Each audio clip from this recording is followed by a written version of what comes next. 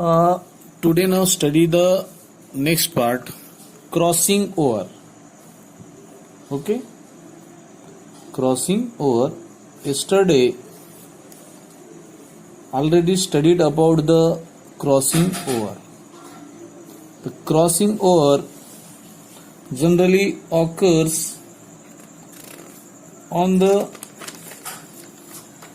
homologous chromosome, on the part of homologous chromosome. Okay, so homologous chromosome, yesterday we have already studied that part. Homologous chromosomes, they have similar gene and crossing over occurs. On the other parts, they have the non-homologous chromosome, contain dissimilar gene and no crossing over, but only non-homologous region transfer the linked gene. Today now study the part of crossing overs. What is the definition of crossing overs and what is the benefits of the crossing overs? ठीक है, तो crossing over क्या है और उसके benefits क्या है, इसके बारे में आज चर्चा करेंगे. तो सबसे पहले कुछ अपन बात करते हैं. ठीक है, कुछ बात में यहाँ पर इस तरह से अपन कहानी ये है, जैसे कल क्रोमोसोम के बारे में अपन चर्चा किया था. ठीक है, अब यहाँ पे ये समझ लीजिए, इसे क्रोमोसोम से, क्रोमोसोम कैसे पेयर से. ठीक है, इधर दूसरे क्रोमोसोम की पेयर्स बना देते, जैसे पेयर्स सेम है सभी. हो सकता है डायग्राम में कम ज्यादा आ रहा है, लेकिन सभी क्या है, सेम क्रोमोसोम्स है. अब इसको अभी नाम दे देते. मान लीजिए अभी ये है. ओके, ये भी ये है, ये रहेगा बी, ये होगा बी. इधर स्मॉल ए, स्मॉल बी, ये इस तरह से दे दिया. अब ये जो होते हैं, this is called as sister chromatid. क्या कहेंगे इसको? Sister chromatid. ये भी क्या है? Sister chromatid. ठीक है, this is also called as the sister chromatid. अब ये जो है यहाँ पर कैपिटल बी और स्मॉल बी, इनको कहेंगे नॉन सिस्टर क्रोमेटिड. क्या कहते इसको? Non sister chromatid. मीनिंग समझ में आ गया आपको? क्यों? क्योंकि ये दोनों कैसे है, डिफरेंट है. हो गया clear? This same is called as the sister chromatid, but they have the different, so called as the non sister chromatid. अब ये इस तरह से यहां पर प्रेजेंट है. अब इनमें क्या होता है क्रॉसिंग ओवर में, जैसे क्रॉसिंग ओवर होगा, जैसे दूसरी कहानी यहां पर बना देते अपन. तो दूसरे क्रॉसिंग ओवर में क्या होगा कि जैसे अभी यहां पर है, मैं अभी पटापट निकाल देता हूं, ये ऐसा हो गया. ठीक है, ये अभी है, अभी ऐसा प्रेजेंट है. अब यहां पर बिल्कुल सेम है, हो गया. अब यहां पर जो है, यहां पर हो गया क्रॉसिंग ओवर. हो गया क्लियर? Crossing over. अब यहां पर आएगा क्या है, स्मॉल बी, यहां पर बीच में है कैपिटल बी. ये देखो यहां पर हो गया अभी यहां पर क्रॉसिंग ओवर. तो ये जहां पर क्रॉसिंग ओवर जहां पर हो रहा है, this is the crossing overs. Crossing over occurs that a point called as the chiasmata. क्या कहते हैं उसको? काइजमेटा. तो यहां पर जो होगा वो है काइजमेटा. ठीक है, अब इस तरह से नया यहां पर हो गया, ये कंबाइन हो गया, एक साथ जुड़ गए. तो जुड़ने के बाद यहां पर क्या होगा, 4 यहां पर टेट्रास तैयार होंगे. ठीक है, कुछ यहां पर ओरिजिनल रहेंगे, जैसे बिल्कुल ये सेम टू सेम है. यहां पर दूसरा एक क्या हो गया, बिल्कुल ये वाला जो नंबर 1 बिल्कुल सेम है, ओरिजिनल है. यहां पर दूसरा क्या बन गया, यहां पर अभी नया कॉम्बिनेशन अभी आ गया. ठीक है, तो यहां पर बी में कुछ कैसा आ गया, स्मॉल बी अभी आ गया, ये नया कॉम्बिनेशन आ गया. दूसरी तरफ अपन देखेंगे तीसरे इसमें, तो यहां पर क्या आ गया, कैपिटल बी चला गया. तो ये इस तरह से कुछ कॉम्बिनेशन हो गया. और लास्ट वाला जो है, ये भी कैसा है, बिल्कुल ये इस तरह से, मतलब 2, 3, 4, ये इस तरह से आपको कुछ दिखाई दे रहा है. तो यहाँ पर क्या है, ये दो है, ये दो बिल्कुल कैसे है, ओरिजिनल है अभी यहाँ पर ओरिजिनल. अब यहाँ पर ये 2 और 3 जो है ये क्या हो गया, रिकॉम्बिनेशन हो गई। क्या हो गया यहाँ पर? रिकॉम्बिनेशन। तो ये इस तरह से फॉर्मेशन हो गया। तो सिंपली यहां पर अपन डेफिनेशन क्या बना सकते हैं? इंटरचेंज। क्या हो गया यहाँ पर? जेनेटिक मटेरियल जो है वो क्या हो चुका है? इंटरचेंज हो गया। तो डायरेक्टली अपन डेफिनेशन ये लिखेंगे, इंटरचेंजिंग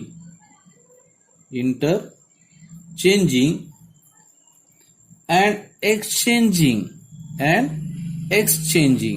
इंटरचेंजिंग एंड एक्सचेंजिंग हो गया। Interchange as well as exchanging of the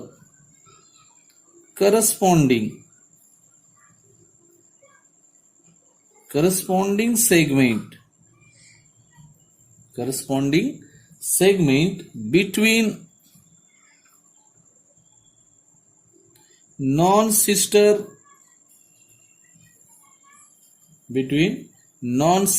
chromatids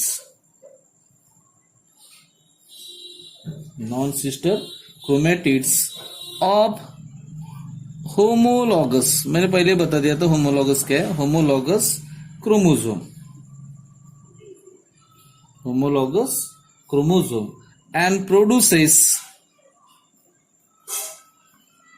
new recombination gene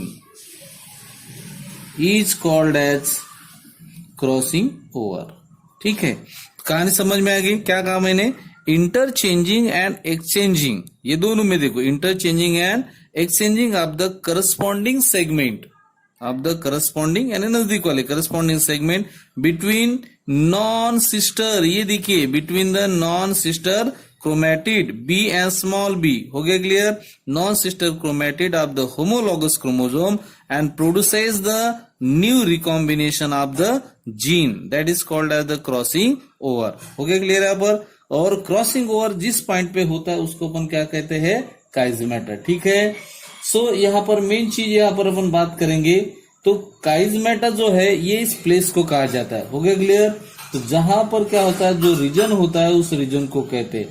so the adjacent non sister chromatid are joined together at a certain point that is called as the काइजमेटा।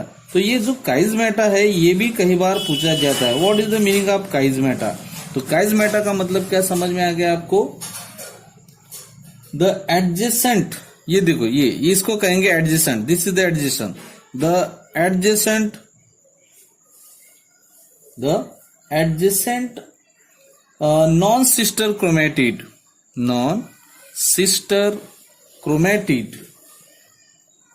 the adjacent non-sister chromatid are joined together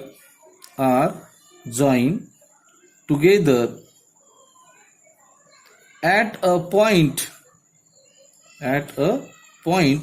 are called as chiasmata।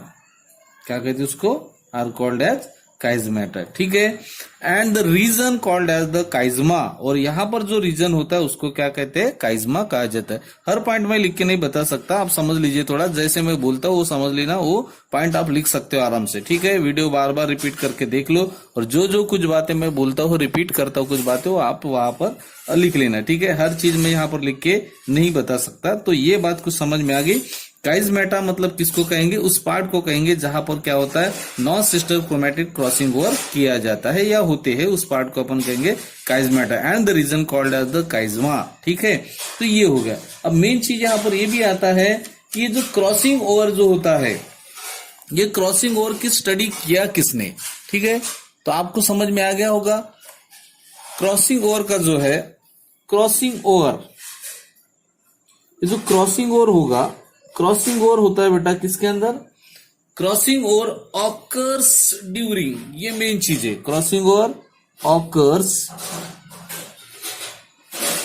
During packeting, PACHYTENE, packeting, ये याद रखना बराबर। Okay, packeting of prophase 1 of meiosis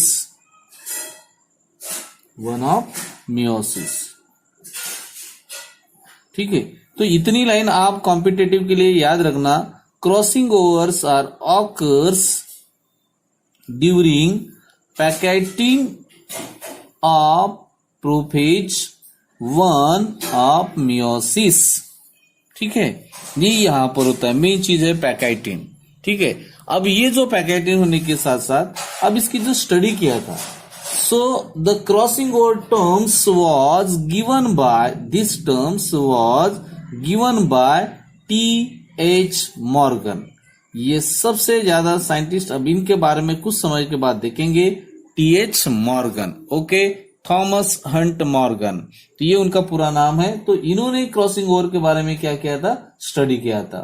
उनको कुछ यहाँ पर कुछ sequential step भी मिले थे, जैसे कुछ है सिनेप्सिस है, टेट्राड फॉर्मेशन हो गया, क्रॉसिंग ओवर हो गया, टर्मिनलाइजेशन, ये कुछ टर्म्स उनको यहाँ पर मिले थे। ठीक है,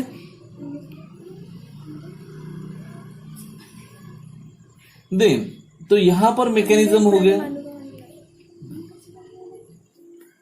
देन कुछ फिनोमेनन आपको यहां पर मिलेगा, जैसे linked gene, okay, crossing over between linked gene allows there the corresponding recombination during the meiosis stages, but bivalent chromosome tetrad they have the 4 chromatids। ये देखो, ये मैंने इसके पहले डायग्राम में निकाला, तो वो है बाइवेलेंट, क्या कहते हैं उसको, बाइवेलेंट क्रोमोसोम बिकम द टेट्रैड्स। तो हो गया यहाँ पर, जैसे ये नहीं क्या टेट्रैड अपन किसको कहेंगे, जैसे देखो ये है ये, अब यहां से कितने बनेंगे, 2, और उसके बाद यहाँ पर फिर से 2, तो ये बाइवेलेंट वाले है, they have formation of the 4 टेट्रैड्स। तो 4 टेट्रैड्स वहां पर क्या हो गए, तैयार हो गए थे। अब बात यहाँ पर यह भी आती है कि non sister two chromatids, non sister chromatid breed and exchange their segment of the resulting in the formation of the crossing over and out of the 4 chromatids. यहां पर मैंने बताया था, ये देखो यहां पर out of the 4 chromatids 2 are original and 2 are the new recombination. Means next time हम स्टडी करेंगे कि नया रिकॉम्बिनेशन किस तरह से बनता है। सीधी सीधी बात यहां पर आती है, आपको समझ में आ गया होगा। 50% ओरिजिनल रहेगा और 50% क्या आएगा, न्यू रिकॉम्बिनेशन आपको मिल जाएगा। ठीक है, तो ये इस तरह से होता है। इसका जो मेन बेनिफिट्स है इस क्रॉसिंग ओवर का, तो मेन बेनिफिट्स आपको क्या मिलेगा, आप सभी को समझ में आ गया कि क्रॉसिंग ओवर में क्या होता है।